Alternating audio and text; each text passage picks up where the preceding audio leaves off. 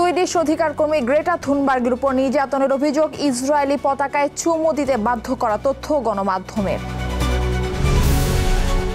গাজা যুদ্ধ বন্ধের দাবিতে বিশ্বজুড়ে বিক্ষোভের মধ্যে ট্রাম্পের শান্তি পরিকল্পনা, হামাসের হাতে ইসরায়েলের হামলা অব্যাহত। ইউক্রেনে রাশিয়ার হামলার পর পোল্যান্ড ও ন্যাটো মিত্রবাহিনীর সর্বোচ্চ সতর্কতা, আকাশ প্রতিরক্ষা ব্যবস্থা মোতায়েন। ভারতের দার্জিলিংয়ে ভূমিধসে নিহত অন্তত 14, নিখোঁজ অনেকে, সব পর্যটন কেন্দ্র বন্ধ, চলছে উদ্ধার অভিযান। নিউ ইয়র্কে প্রথম মুসলিম মেয়র হওয়ার স্বপ্ন নিয়ে মাঠে নামলেন জোরান মামদানি, কুইন্সের জ্যামাইকায় গণসংযোগ।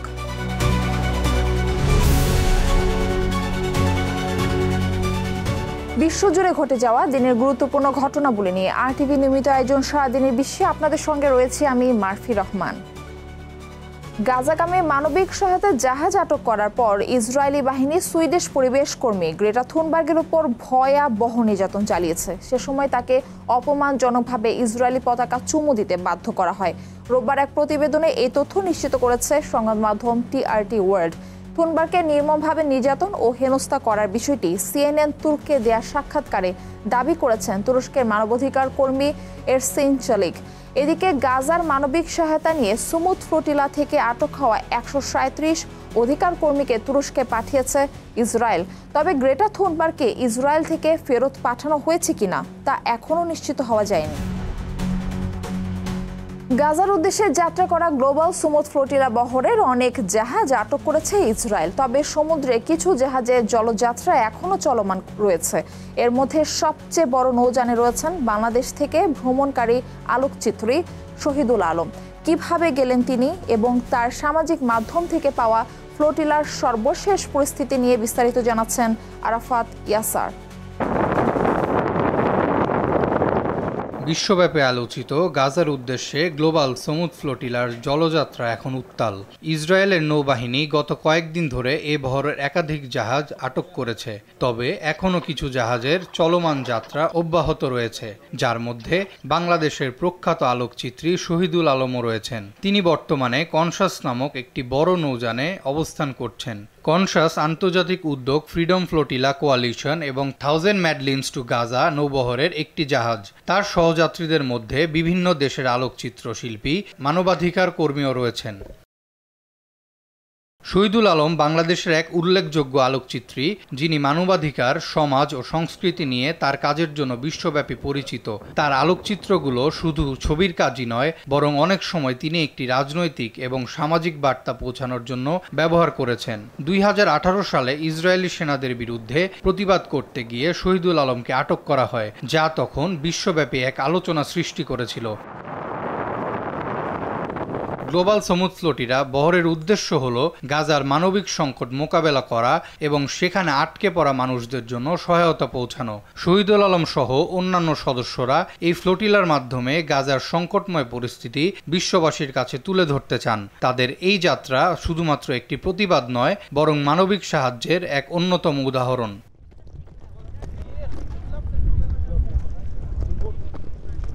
শহীদুল আলম সামাজিক মাধ্যমেও তার যাত্রা এবং বর্তমান পরিস্থিতি নিয়ে নিয়মিত আপডেট দিচ্ছেন। তার সর্বশেষ পোস্টগুলোতে গাজার অবস্থা, সেখানে চলমান সহিংসতা এবং সাধারণ মানুষের কষ্টের কথা তুলে ধরেছেন।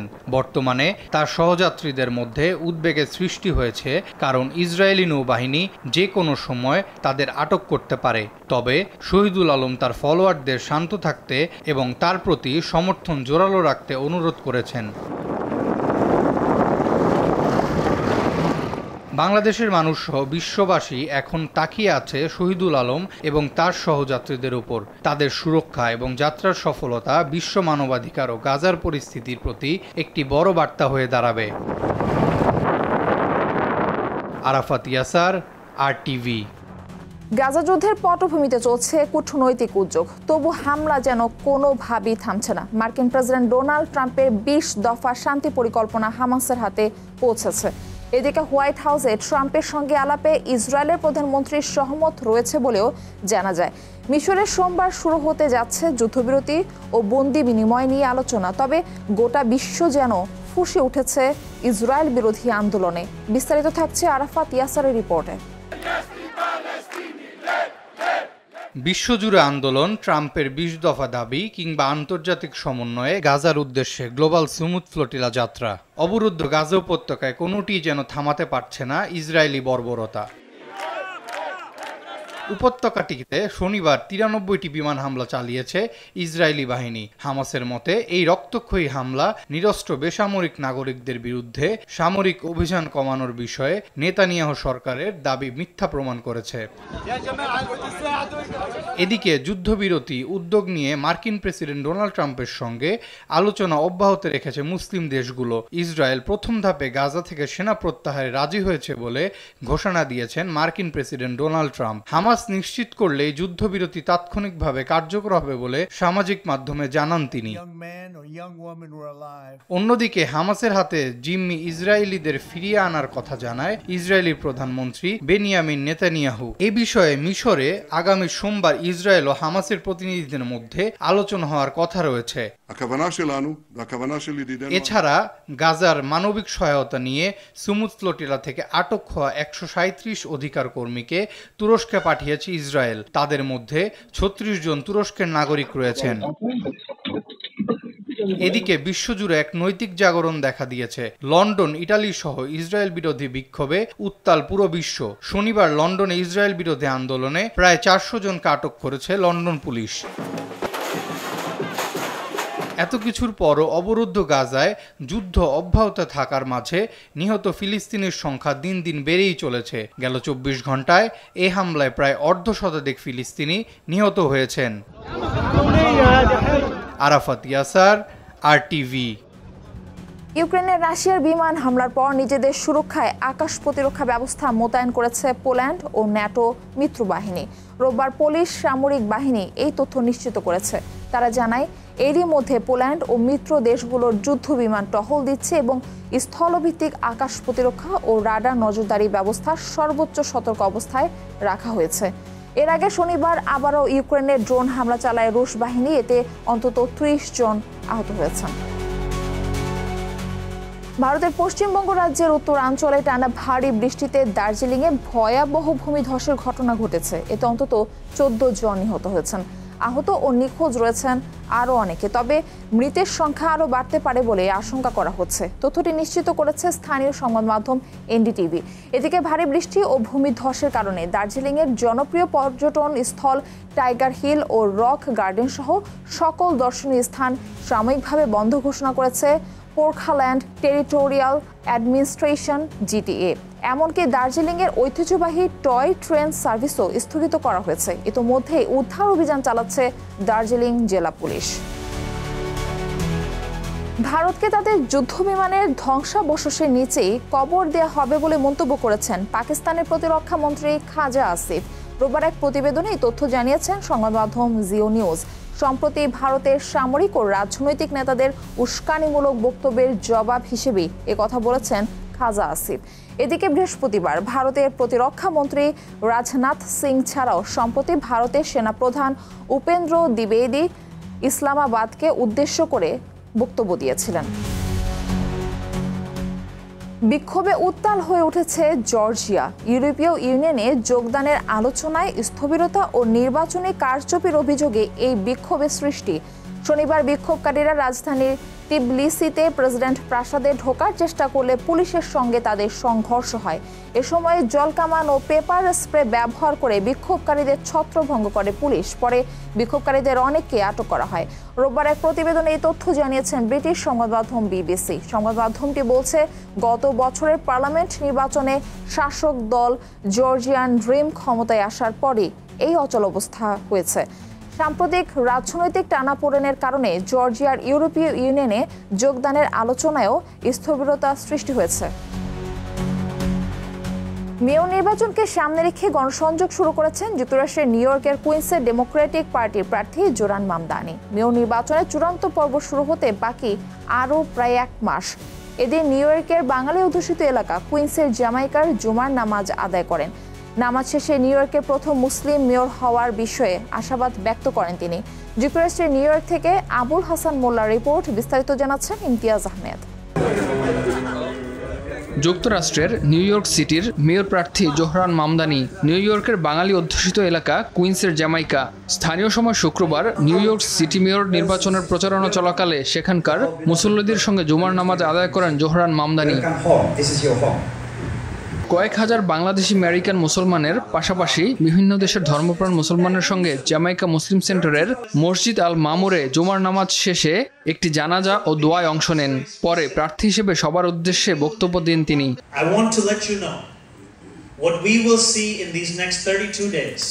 এ সময় যুক্তরাষ্ট্রে বসবাসরত অন্যান্য ধর্মাবলম্বীরা মুসলমানদের সম্পর্কে তার কাছে জানতে চাওয়ার বিষয়ে নিজের অভিজ্ঞতা তুলে ধরেন।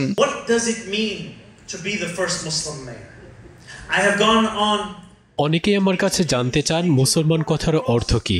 তখন আমি আমার দাদা ইউসুফের কথা বলি, আমার দাদি কুলসুমের কথা বলি, এবং তারা আমাকে যে শিক্ষা দিয়েছে সে কথাগুলোই আমি তুলে ধরি যে একজন ভালো মুসলিম মানেই একজন ভালো মানুষ। My dada, Kulsum, my daddy, and how they taught me that to be a good Muslim is to be a good person.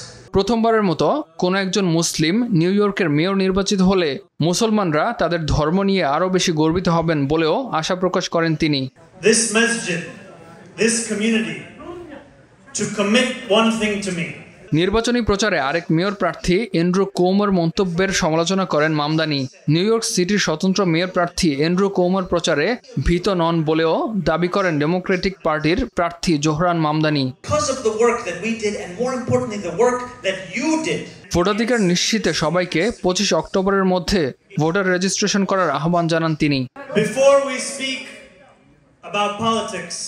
মসজিদে মামদানির নামাজ আদায় ও নির্বাচনী প্রচার নিয়ে কথা বলেন বাংলাদেশি আমেরিকানরা। সিটি ও মুসলিমদের স্বার্থে মামদানিকে জয়ী করার আহ্বান জানান কমিউনিটি সদস্যরা। জোহরান মামদানি প্রথম এশিয়ান আমাদের মুসলিম এবং সাউথ এশিয়ান, যিনি সাউথ এশিয়ান স্ট্রাগলের সাথে সকল মুভমেন্টের সাথে আমাদের সাথে ছিলেন। আমাদের মধ্য থেকে আসা আমাদেরই এক বন্ধু, যিনি আজকে নিউ ইয়র্ক সিটির মেয়র হতে চলেছেন, যিনি ডেমোক্রেটের অলরেডি নির্বাচিত হয়েছেন ডেমোক্রেট থেকে। আমরা হয়তো কোনোদিন স্বপ্ন দেখতাম যে এশিয়ান বা আমাদের মুসলিম কোনোদিন নিউ ইয়র্ক সিটির মেয়র হবে, কিন্তু এত তাড়াতাড়ি আমাদের জীবনদশায় আমরা একজন মামদানিকে পেতে যাব, যিনি বিশ্বের রাজধানী নিউ ইয়র্ক সিটির মেয়র হিসাবে। ইমতিয়াজ আহমেদ, RTV। ব্যাপক উৎসাহ উদ্দীপনার মধ্য দিয়ে যুক্তরাষ্ট্রে উদযাপিত হয়ে গেল সনাতন ধর্মাবলম্বীদের সবচেয়ে বড় ধর্মীয় উৎসব দুর্গাপূজা। নিউ ইয়র্ক ছাড়াও এই উৎসব পালিত হয়েছে আরও বেশ কয়েকটি শহরে। পূজার আনন্দ ভাগাভাগি করতে পেরে খুশি প্রবাসী বাংলাদেশিরা। যুক্তরাষ্ট্রের নিউ ইয়র্ক প্রতিনিধি মাসুদুল কবিরের তথ্যচিত্রে বিস্তারিত জানাচ্ছেন ইমতিয়াজ আহমেদ। যুক্তরাষ্ট্রের নিউ ইয়র্কের অন্যতম জনপ্রিয় স্থান টাইমস স্কয়ার। এবারের দুর্গাপূজায় এখানকার সৌন্দর্যে বাড়তি মাত্রা যোগ করেছে ঢাক ঢোল, কাঁসার বাদ্য আর ধূপ ধোয়ার আয়োজন। টাইমস স্কয়ার ছাড়াও নিউ ইয়র্কের কুইন্স, জ্যামাইকা, ব্রুকলিন সহ বিভিন্ন স্থানে ছিল পূজার জমজমাট আয়োজন। পুজো উপলক্ষে বিভিন্ন সংগঠন ও ভক্তদের উদ্যোগে মন্দিরগুলোতে ছিল নানা ধরনের আয়োজন। ছিল অঞ্জলি, আরাধনা, আরতি, যজ্ঞ সহ বিভিন্ন ধরনের সাংস্কৃতিক অনুষ্ঠান। আয়োজন আরও সুন্দর ও আকর্ষণীয় করতে পূজায় অংশ নেয় ঢাকা ও কলকাতার জনপ্রিয় শিল্পী ও কলাকুশলী। পূজার আরাধনার পাশাপাশি নাচ গানের মধ্য দিয়ে সময় কাটান সনাতন ধর্মাবলম্বীরা। টাইমস স্কয়ার দুর্গাপূজার সাথে থাকতে পেরে আমার খুবই ভালো লাগছে। একসাথে কাজ করা, সবাইকে নিয়ে একসাথে আনন্দ করা, টাইমস স্কয়ারের মতো একটা জায়গাতে আমি আসলে ভাবিও নি যে এখানে আমরা দুর্গাপূজা করব। সো আমি খুবই খুবই খুশি। খুব ভালো লাগলো এখানে পুজোতে আসতে, টাইমস স্কোয়ারে। এটা খুব বড় কথা, তারপরে বাড়ির থেকে দূরে নিজের পাড়ার পুজোর মতো লাগছে, খুব ভালো লাগছে। টাইমস স্কোয়ারে নিউ ইয়র্কের পুজোতে এসে ভীষণ ভীষণ ভালো লাগছে। আমি এখানের সঙ্গে যুক্ত হয়েছি, সেটা সব থেকে অনেক বড় ব্যাপার। পুজোর কাজ করতে পেরেছি, সেটা আরও খুব ভালো লাগছে। যাই হোক, সবাইকে শুভ নবমী, দশমী। আমাদের এখানে আজকে অষ্টমী থেকে পুজো শুরু হয়েছে, অষ্টমী, নবমী আর দশমী। তো এখনও হয়তো সব জায়গায় দশমী চলছে। সবাইকে শুভ শুভ বিজয়া, বড়দের প্রণাম, ছোটদের আশীর্বাদ, ভালোবাসা। সবাই খুব ভালো থাকবেন, আমরা যেন পরের বছর আবার পুজো করতে পারি। নিউ ইয়র্কের টাইম স্কয়ার থেকে দেশের ও প্রবাসের সবাইকে জানাচ্ছি মহাবিজয়ের আন্তরিক প্রীতি, শুভেচ্ছা, অভিনন্দন ও সশ্রদ্ধ প্রণাম। আমরা গতকাল এখানে টাইম স্কয়ারে পুজো শুরু করেছি আর খুবই ভালো লাগছে, প্রচুর ভিড় হয়েছে, ঠাকুরের পুজো খুব ভালোভাবে সম্পন্ন হয়েছে, তো ভীষণ আনন্দ করছি। সবাইকে আজ আমাদের বিজয়া এবং সবাইকে আমাদের বিজয়ার অনেক অনেক আন্তরিক ভালোবাসার শুভেচ্ছা। সবাইকে শারদীয়ার শুভেচ্ছা। আরটিভিকে অনেক ধন্যবাদ, আপনারা এখানে এসেছেন, আমাদের পুজোটা ধারণ করছেন, অনেক ধন্যবাদ। এবার নিউ ইয়র্কের 16টি মন্দির ও 26টি মণ্ডপে উদযাপিত হয় দুর্গোৎসব। কর্মব্যস্ত প্রবাস জীবনে একে অন্যের সাথে দেখা করা, মত বিনিময় করা আর আনন্দ উদযাপনের বাড়তি সুযোগ হয় এই আয়োজনে। তাই পূজায় আসতে পেরে খুশি প্রবাসী বাঙালিরা। শুভ বিজয়ার শুভেচ্ছা সবাইকে রইল। নিউ ইয়র্ক থেকে কুইন্স প্যালেসে আমরা সবাই এখানে এসেছি, খুব আনন্দ করছি, ভালো লাগছে। মা দুর্গা সবার উপর শান্তি বর্ষিত করুক। নিউ ইয়র্ক থেকে সবাইকে শুভ বিজয়া। আজকে আমরা আছি হিন্দু মিলন মেলার আয়োজনে আয়োজিত দুর্গাপুজোয়। সেই দুর্গাপুজোয় আজকে আমরা সবাই একত্রিত হয়েছি। আমরা আজকে বিজয়া, শুভ বিজয়া সবাইকে। মা সবার জন্য সুখ শান্তি বয়ে আনুক। আগামী বছর আবার সবাই এখানে উপস্থিত হতে পারি, মায়ের আশীর্বাদে সবাই আমরা আবার সুন্দরভাবে আর সুন্দর রকম করে দুর্গাপুজো উদযাপন করতে পারি। আজকে আমাদের বিজয়া দশমী, আমরা এখানে সবাই সর্বধর্মের মানুষ আমরা একত্রিত হয়েছি এখানে। আমরা মনে করি ধর্ম যার যার, উৎসব সবার। এই আলোকেই আমাদের এখানে এত লোকের সমাগম। সবাইকে বিজয়া দশমীর শুভেচ্ছা এবং গুরুজনদের প্রণাম। আজকে আমরা এই যে নিউ ইয়র্ক সিটিতে এই বিজয়া দশমী যে সবাই মিলে একসাথে উদযাপন করতে পারছি, এটাই আমাদের কাছে অনেক বড়। সবাইকে শুভ বিজয়ের অনেক অনেক শুভেচ্ছা। আমাদের হিন্দু মিলন মেলার পক্ষ থেকে আপনারা অনেক অনেক সম্ভাষণ এবং শুভেচ্ছা নেবেন। এবার মা এসেছেন, অনেক দিন ধরে থাকবেন আমাদের নিউ ইয়র্কে। আপনারা ভালো থাকুন, আপনাদের সবার উপস্থিতি আমাদেরকে কৃতজ্ঞ করেছে এবং আগামী দিনও আমাদের পুজো থাকবে। সবাইকে ধন্যবাদ, আবারও শুভেচ্ছা, শুভ বিজয়া। যুক্তরাষ্ট্রের বিভিন্ন অঙ্গরাজ্য ছাড়াও কানাডা ও মেক্সিকো থেকেও এসেছেন দর্শনার্থীরা। ইমতিয়াজ আহমেদ, আরটিভি। ইন্দোনেশিয়ায় একটি আবাসিক স্কুলে ভবন ধসে নিহত মানুষের সংখ্যা বেড়ে 37 জনে দাঁড়িয়েছে। রোববার কর্মকর্তারা এই তথ্য জানান। এখনও ধ্বংসস্তূপের নিচে বেশ কয়েকজন চাপা পড়ে আছেন বলে ধারণা উদ্ধারকর্মীদের। গত সপ্তাহে ইন্দোনেশিয়ার জাভা দ্বীপে আবাসিক স্কুলটির একটি বহুতল ভবনের একাংশ হঠাৎ ধসে পড়ে। ভবনের যে অংশটি ধসে পড়ে সেখানে কয়েকশো কিশোর শিক্ষার্থী বিকেলে নামাজ পড়ার জন্য জড়ো হয়েছিলেন। বহুতল ভবনটির উপর নির্মাণ কাজ চলছিল। রোববার সকাল পর্যন্ত 141 জনকে উদ্ধার করা হয়েছে বলে এক বিবৃতিতে জানায় দেশটির জাতীয় তল্লাশি ও উদ্ধার সংস্থার অপারেশন ডিরেক্টর ইউধি। তাদের মধ্যে 104 জনকে জীবিত উদ্ধার করা সম্ভব হয়েছে বলে জানান তিনি। এখনও 26 জন নিখোঁজ রয়েছেন বলেও বিবৃতিতে উল্লেখ করেন ইউধি। তাদের বেশিরভাগই কিশোর, বয়স 13 থেকে 19 বছরের মধ্যে। আর এরই সাথে শেষ করছি সারাদিনে বিশ্ব। আরটিভির সাথে সংযুক্ত থাকুন, মতামত জানান আরটিভির সামাজিক যোগাযোগ মাধ্যমগুলোতে।